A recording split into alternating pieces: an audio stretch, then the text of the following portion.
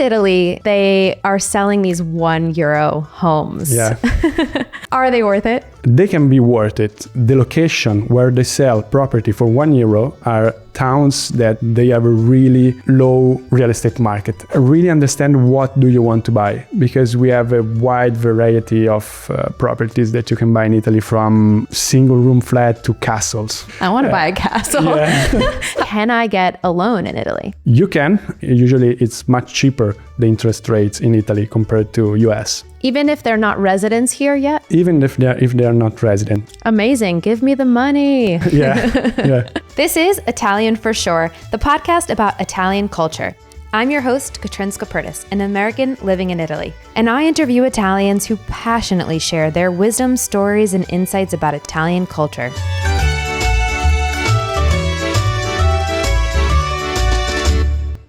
Welcome to Italian for Sure, Jacopo. Thank you, Catrin. Hello, nice to meet you. Nice to meet you as well. Today, we're going to talk all about real estate in Italy. Things like what is the budget you need to buy property in Italy, how to get a loan, tips to avoid real estate traps, call it. Yeah. But before we get into all of that, I like to ask all of my guests, where are you from in Italy? I'm from Tuscany, which is kind of in the middle of Italy, and exactly from the north of Tuscany, Lucca, which is becoming a famous city in Italy. And actually, a curiosity about that is that Lucca right now is the more researched city from foreign buyers online. Interesting. In Tuscany or in all of Italy? All of Italy. Wow. So foreign buyers want Lucca more than Rome or Milan. Do you know why that is? I think because Lucca is really a place where you have good living. It's not too big.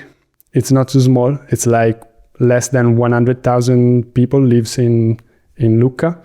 It's like a medieval style. You have a really nice walls that surround the city. So the historical center is actually called the walled city because it's surrounded by the walls. It's picturesque, so that's why I think foreign buyers like Lucca. Lucca is really beautiful. I've been, actually. Yeah. And if I'm not mistaken, it's where I bought my bike.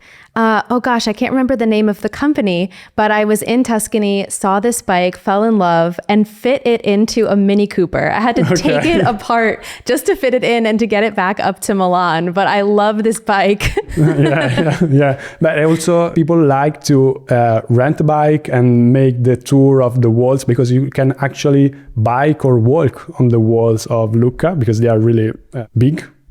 So it's something that you can do in Lucca with the bike. Do you ride a bike around the city?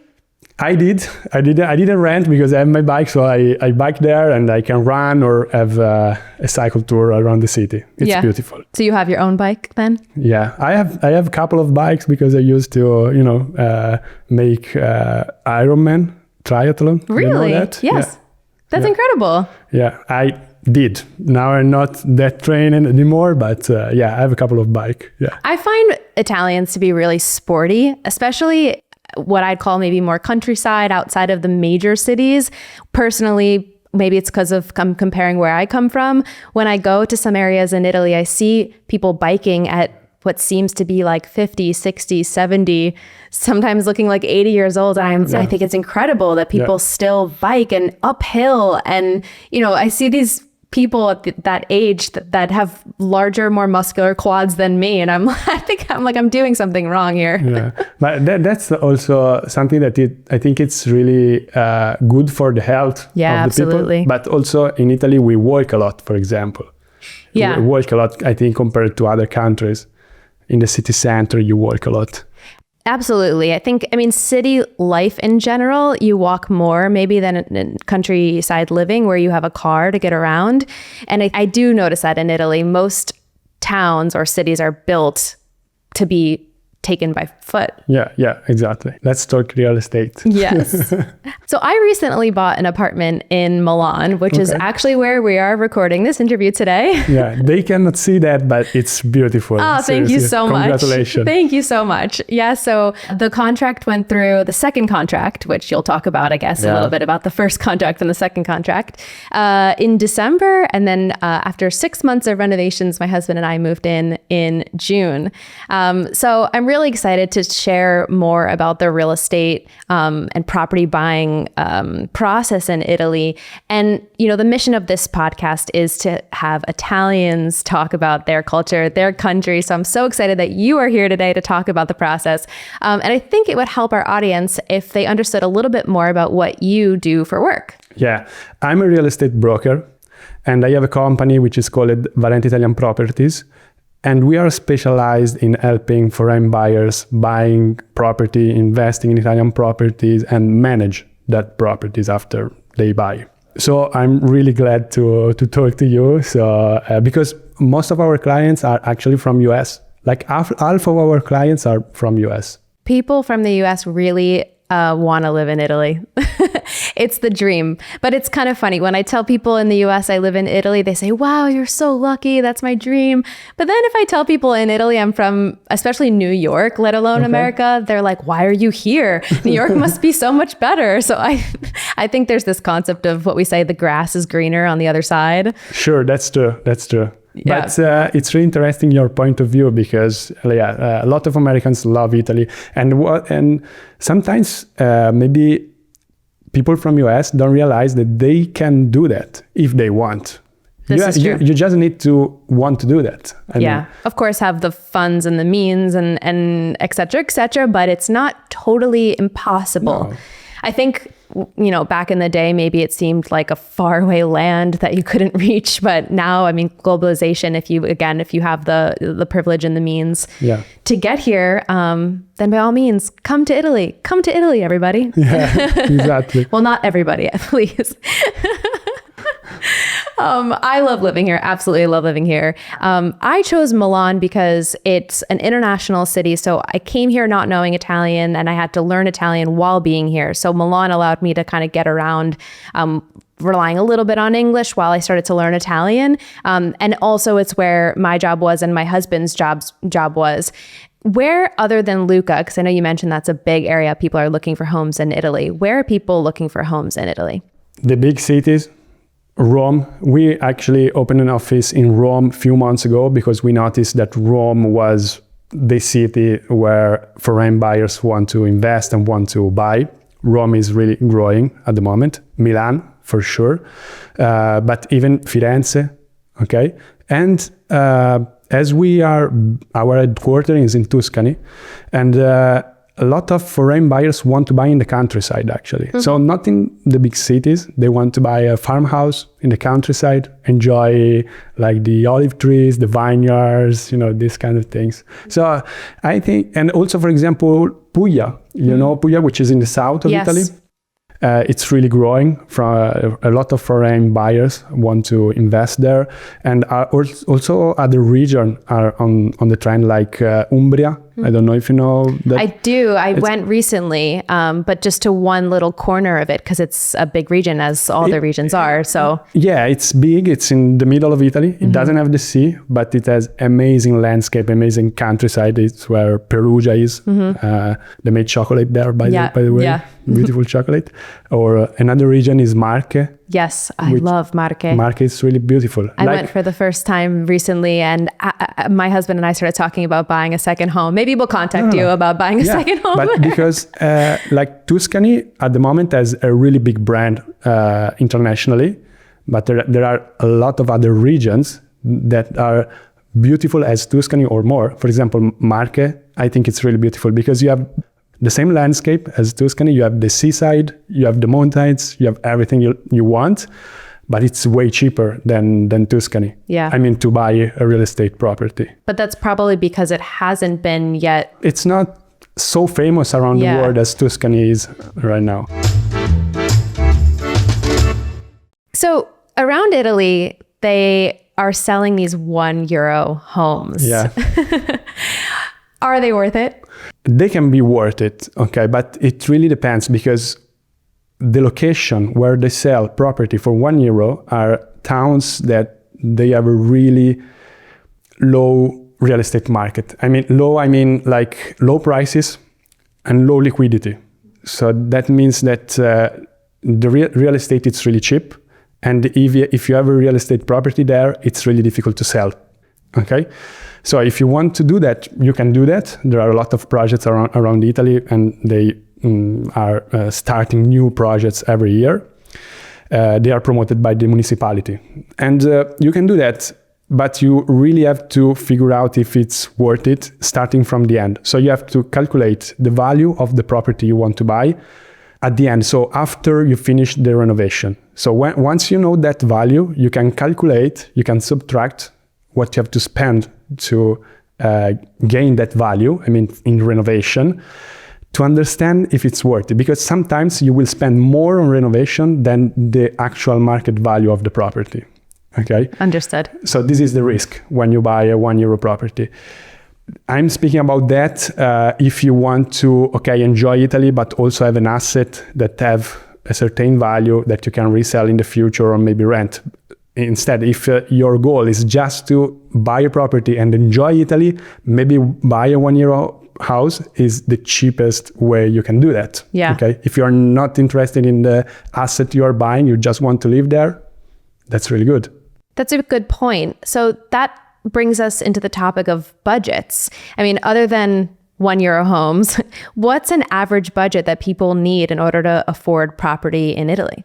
The range is huge. Right. Actually, Well, really huge. Being in Milan, I know the homes here are ridiculously expensive. Yeah. But I think that that's a little bit of a bubble. Correct me if I'm wrong. Compared to the rest of Italy, I think it's a little more affordable, call it. Yeah, that's why I was saying that the range is huge, because it really changed from city to city, and also in the city you have areas that are really expensive and zones that are really cheap. Okay, maybe you noticed when you were looking for a home in Milan as well. So it's really a wide range. But I can tell you that on average, we see that a US, an American that want to buy in Italy invest between 300 and 500,000 euros to buy a property. But we also have clients up to 6 or 8 millions, and people that want just to invest 100,000. So it's really wide range.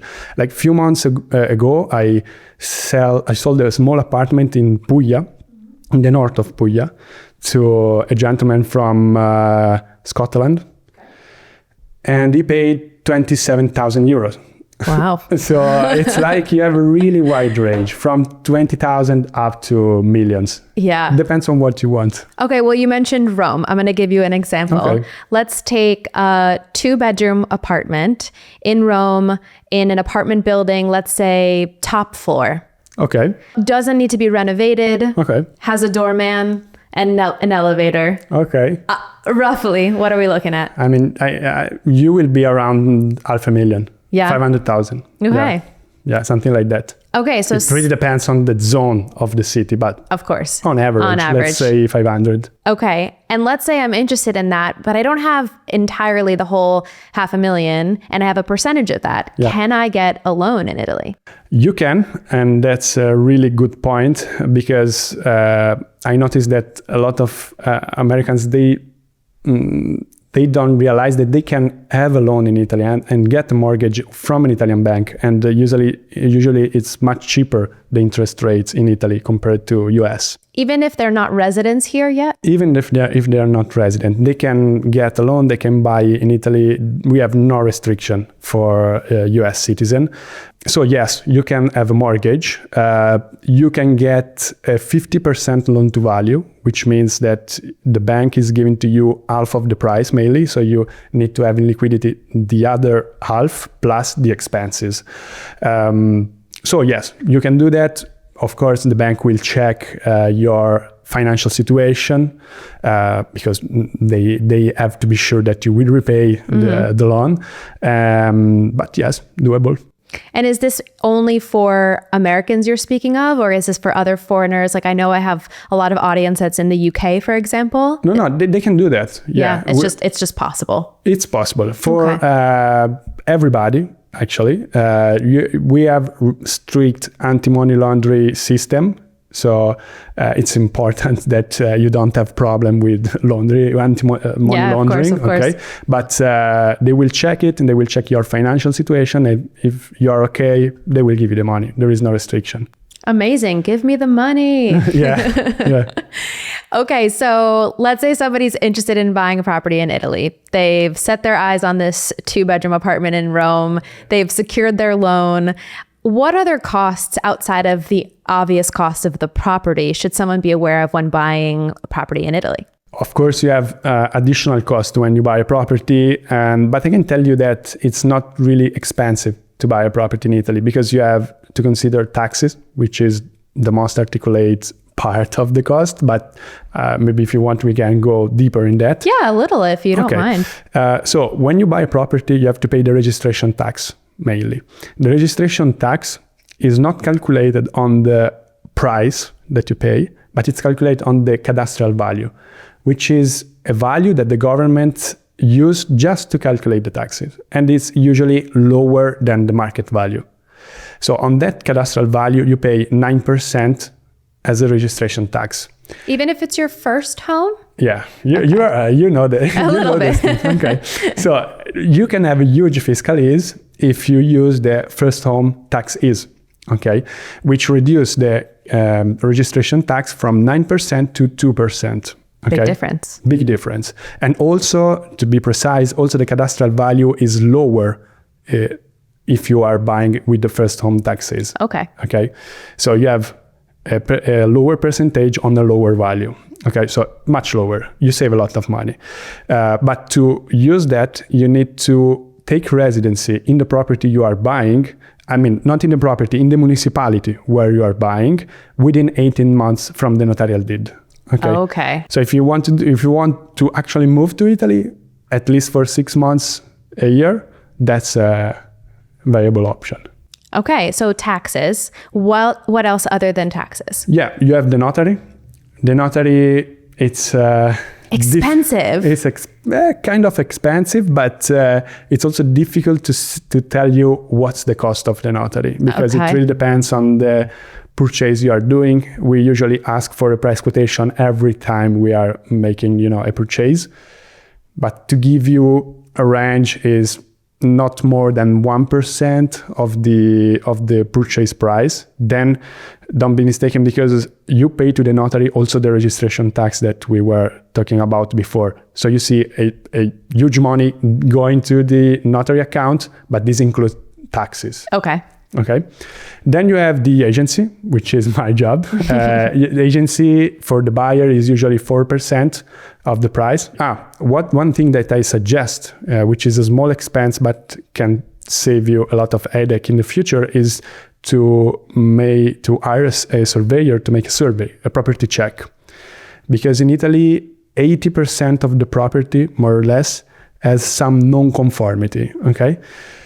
So it's normal that you find a property which has some non-conformity problem. Okay, what does that mean exactly for our non-conformity means that the property in reality is different from the plans and the documents you find in the public offices. So that's the municipality and the land registry. Okay. So the Italian laws say that when you buy and sell a property, should be fully regular, so fully compliant to the plan that you have in the public offices. And this is often it's not the case. So whose fault is that? Was that supposed to be done by the previous owner? Supposed to be done by the previous owner. So when you buy a property in Italy, you should have a clause in the preliminary contract that protect you from this risk, because the Italian law asks to the seller, required to the seller, that he sell the property in full conformity. So it's his responsibility. The seller must agree in the first contract that they are selling you the property that is currently in the public office, meaning the architectural plans. It's conform.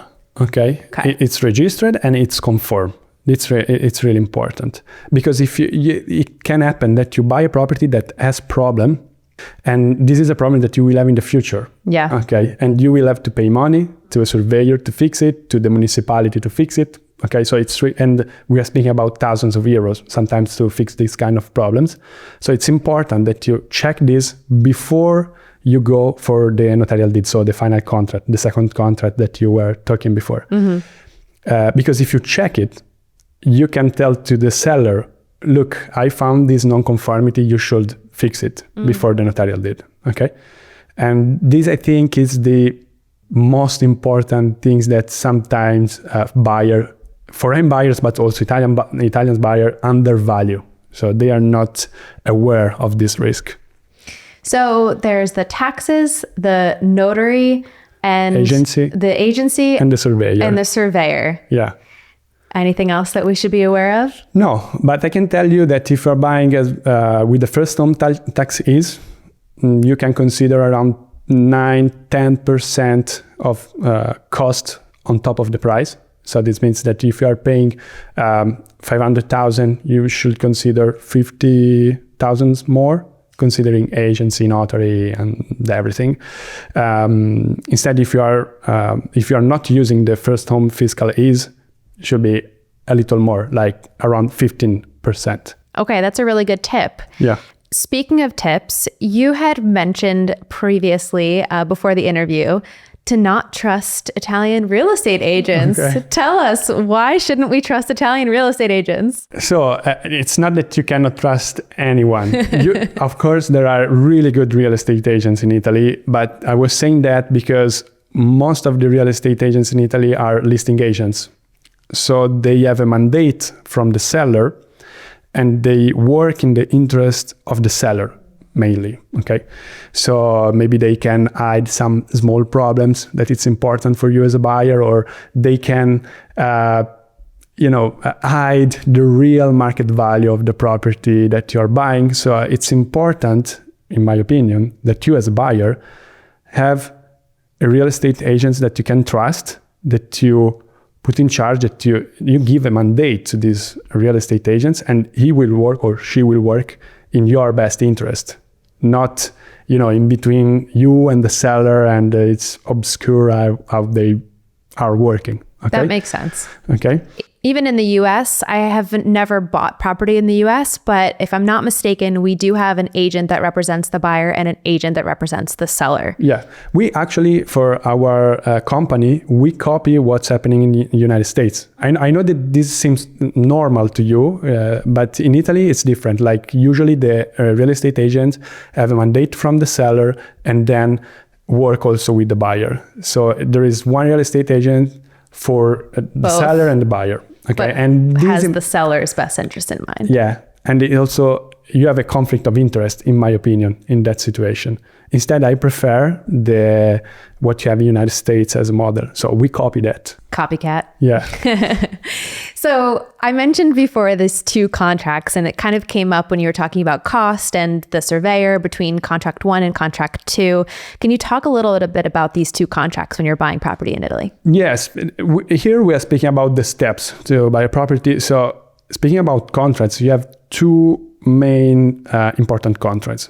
The first one, we call it proposal or preliminary contract, and they are the same thing, okay? Because in Italy, when you make a proposal, that proposal is binding. So if the seller accepts it, you must buy it. You are obliged to buy. Okay.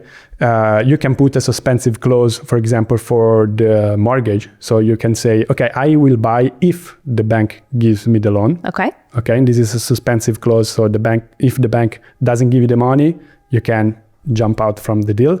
But if you exclude this clause, the proposal is binding. Okay. So when you do that and the seller accepts, you are obliged to buy at that conditions written in the proposal, and the seller is obliged to sell you at that same conditions. And the proposal is also called the preliminary contract, which is the first contract you were talking about. After that, you have several steps. Let's make you check the conformity with the surveyor. You check if the bank gives you the money. If you are asking for money, you organize the deed in front of the notary, because it's mandatory to go in front of the notary for the final deed. And then you make the final deed, which is the second contract. And both of them has to be written, because the Italian law say that a real estate property, you can sell a real estate property just in written form. So you can have a verbal agreement, but the verbal agreement, it's not something important for the law. What's important is what it's written and signed by, the seller and the buyer. I think that makes sense. And it might be similar in the US. To be honest, you probably know more than me, just because, again, I have never bought property in the US. No, me neither, but okay. I know what our clients tell me about that. Yeah. This is something actually sometimes interesting in this podcast is I share my perspective, but sometimes my perspective is I'm unable to give the US side of things. Okay. I've talked to, in season 1, I talked to someone about motherhood in Italy, and some of the things that this person was describing, I thought to myself, well, this could be similar in the US. I just have no perspective on this because I am not yet a mother. So yeah. I can't say the differences. There are similarity. There is something which is different. I think this is the bureaucracy, maybe, that can be a bit overwhelming in Italy if you don't know how to deal with it. Oh yes, Italian bureaucracy. Yeah.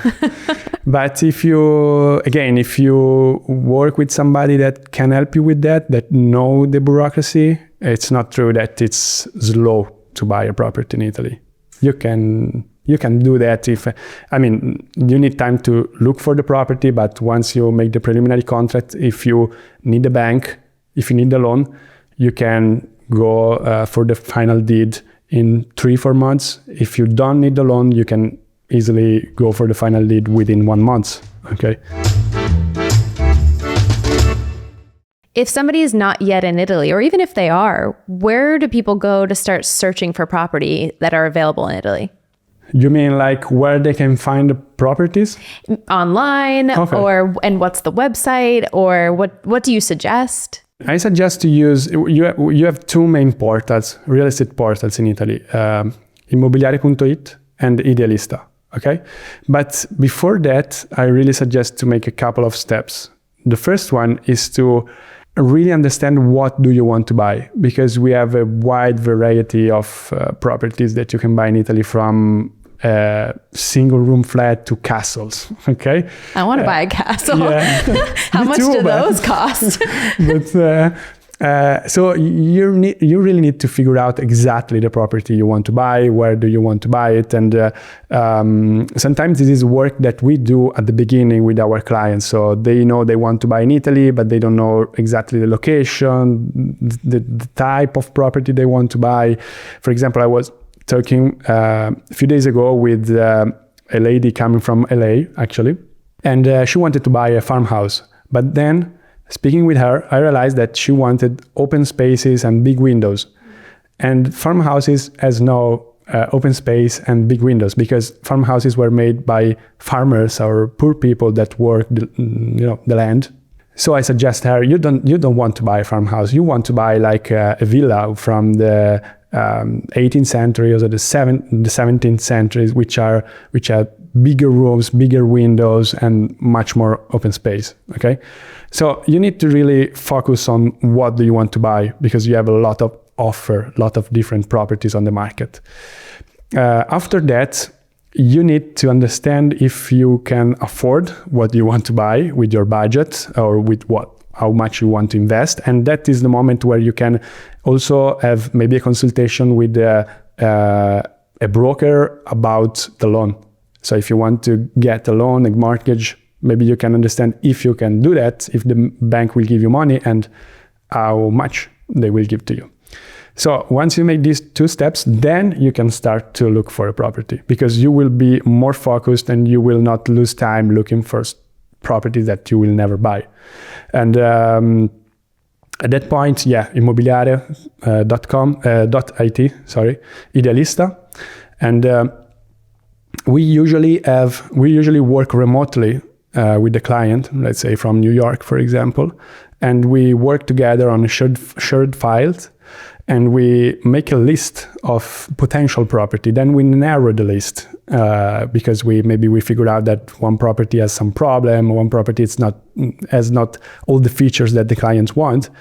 When we narrow the list, we usually end up with 5 to 7 properties, which are the top ranking properties. And only at that point, like, I suggest to make visits. Okay. To don't waste a lot of time, because I know when you are traveling here, right? Because you're working with a lot of foreigners, or people who aren't here yet. Yeah, I'm saying that because otherwise you will spend a lot of money and time traveling from US or UK to Italy, spend a lot of money in flight. I mean, if you want to stay in Italy and you enjoy that, you can do that. Do a long vacation while you're looking for property. Yeah, you can do that. Not a problem. But if you ask me how to do that in the correct way, this is the best way, in my opinion. And then you visit these 5 to 7 properties and you end up with the ranking. Once you have the ranking, you take the best property and you go for the proposal. And do you accompany people to these visits, or do they typically do them on their own and come back to you? This really depends on the client. Like we have clients that want to visit in person the property. So our agents, our consultant go with the clients to visit the property and to figure out if everything is okay. But we also have clients that don't need to visit the property in person. Oh. So they just ask us to go there, make photos, videos, maybe make a video call when the consultant is there. And if they feel comfortable, if they like the property, they make a proposal remotely as well. I think that says a lot about the trust they have in you, to be honest, because, I mean, for me, I'm not sure if I could ever buy property without seeing it. Yeah. But I guess if I made that connection with my real estate broker and I really felt that they were able to be a representative of me and to tell me truthfully how the property is, then maybe I could. Not everybody do that. We have clients that want to see the property, clients that are okay, work remotely and make a proposal remotely. But what you say is true, because they can do that because they trust us, because they give us a mandate and they know that we are not working for the seller. That's what we were talking about before. Right. They know that if there is a problem, we will tell them. If the property is overpriced, we will tell them. You're working for them. Yeah, exactly. That makes sense. But you made me think of something, because you said pictures and videos of property. When I was doing my search for a home in Italy, I noticed that the images on these websites were not really professional. They weren't super clear. And this is very interesting because I come from a world where I was actually involved a little bit in real estate photography. Okay. And it was taken so seriously. And it was all about the pictures. It was all about staging the home and making it look the best it possibly could be. I used to do social media management. I owned a company, and most of my clients, like 95%, were real estate agents. And the reason why we did social media is we had so much content from the photographers that I believe they were paying. So they would pay to do the photos in order to help sell the house. Is that not a market here as much, like real estate photography? It is. But again, because Italy usually copy United States about that, about marketing, because United States, I think you are really good in marketing. And in Italy is something that is coming in the last years. We are starting to do that. We believe a lot in photography and social media, but we usually fight against the seller about that, because the seller, the owners, doesn't realize that if they show the property in a messy way, dirty, they will lower the value of the property from the higher of the buyer. Okay, so it's true. In Italy, a lot of agency and a lot of owners, when they put the property on the market, they don't pay attention to that. So maybe what I can suggest to a buyer is to don't stop if you see bad pictures. Bad picture, dirty properties, because behind that ugly pictures can be a really good deal. Yeah. Sometimes that are the best deals that you can do. If I may, I think the same is true for food in Italy. Okay. A lot of the times, if you look at Google Maps and you see a like a really curated, like if you see really curated photography of a restaurant, for me, I tend to say, oh, I don't know, maybe it's a little touristy or it's strange.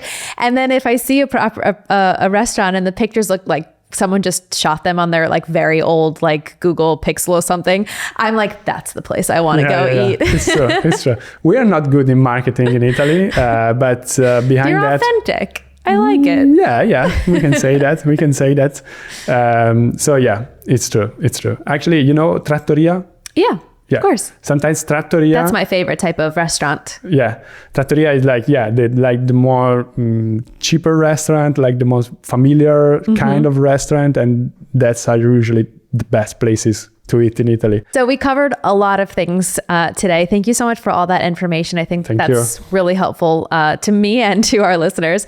And I want to ask you, I mean, in the end, all the processes, all of the costs that go into it, in your opinion, do you think that buying property in Italy is worth it? That's a difficult question. Foreigner often thinks that in Italy it's not worth to buy anything because we have high taxes, difficult bureaucracy, and but I think that's not true. It's different. Okay, you just need to understand. And speaking, for example, about taxes on real estate property in Italy are actually really low. Okay, speaking, for example, about property tax, just a moment. If you are not living in the property that you buy, it's just 1% of the cadastral value that we were talking about before. But if you are living in the property, you don't pay any property tax. Okay? No property tax? No property tax. This is what you will figure out, because if you live in the property, you don't pay the property tax. Okay? This is just an example. Okay? So it's not more expensive. It's not heavy. Speaking about taxes, bureaucracy, you need to know how to deal with that. But also, if you want to make an investment in Italy, let's say you want just to buy a property as an investment, I think it's worth it. Like, you can have a good revenue with short-term rentals or medium-term rentals. You can do that. And so I think it's worth it. Of course, it's my job. I cannot say it's not worth it. Well, I can say as well, it is absolutely worth it, because, especially if it's buying property to live here, because I absolutely love living here. So I'm a big advocate for people who want to come and buy property here and live here. A lot of people want to buy a property in Italy to make mixed things. Like, they want to enjoy the property, maybe when they come on vacation with friends and family. And when they are not in Italy, they want the property to, have some kind of revenue or some kind of passive income. Okay. That seems smart. Okay. Yeah. Because then you can enjoy it, as you said, like, you're buying something that you can enjoy, but you also can make maybe some money when you're not using it. Sure. If you don't plan on moving your whole life to Italy, to a different country. Sure. That's a really smart move, I think. Please tell us, for all the people who are interested in maybe using your services and considering moving to Italy, where can people find you? So they can find me on Instagram and YouTube. Valente Italian Properties is the name. We'll put it in the episode description, the show notes. And or if you want just to reach out directly, they can write an email to info@valenteit.com. But if you want just to have more information, understand how to buy a property and manage a property in Italy will look like, you can just, we have a lot of contents on the YouTube channel and in the Instagram channels. Well, thank you so much for joining Italian for Sure, Jacopo. Thank you. This is Italian for Sure. Thanks for listening to this episode of Italian for Sure. If you liked what you heard, make sure to hit the follow button wherever you listen to podcasts, and hit the subscribe button on YouTube. If you want to connect, find me on Instagram and TikTok @Italian for Sure, and let me know what you found most interesting. Until next time.